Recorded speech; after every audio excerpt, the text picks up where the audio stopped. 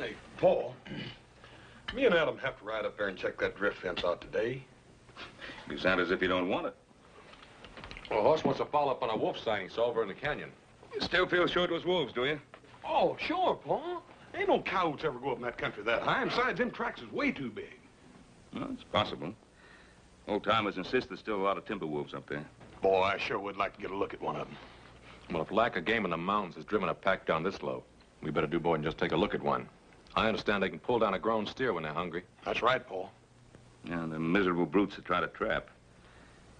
I just don't like putting out poison bait. Oh, that ain't no good, Paul. Look here, how come me and Adam don't ride up there and take a look around? We could check with old man Traeger. He's always bragging about how he used to hunt them wolves for a living anyhow. Well, let's check the fence first, and then we'll decide. Is breakfast ready? Well, we were just thinking about supper. You sure you had enough sleep? No, not quite, but it's gonna have to do. Oh, well, do you think maybe you could talk yourself into riding fence with us, huh? Older brother, how can you be so practical this early in the morning? Maybe because he's been up for a little while. You were out a little late, weren't you? Yeah, well, I had to ride all the way from Placerville.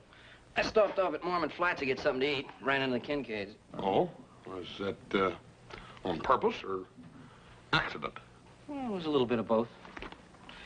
You know, I really feel sorry for Dolly Kincaid. Sorry. She never had any trouble finding somebody to chase after her.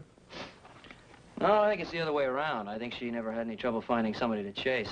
Well, what are you worried about, little brother? You ain't never had no trouble outrunning her.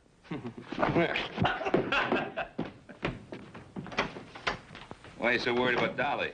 Ah, she's running around with that Vince Dagan. Dagan? I mean, that fellow we fired last year? Yeah. I ran into him coming out of Callahan's store. Yeah? Yeah, Dagan and I had a few words. I took Dolly home. Her father ran me off with a shotgun. You don't mean literally. Well, he didn't pull the trigger, but he wasn't kidding. What's he got against you? You and Dolly have known each other for years. Yeah, we can go whistle up a tree all for me. I wasn't going to take Dolly out, but I think I will now. Well, don't get involved in a family affair. Kincaid's wounds are kind of raw right now, so give him a little time to settle down.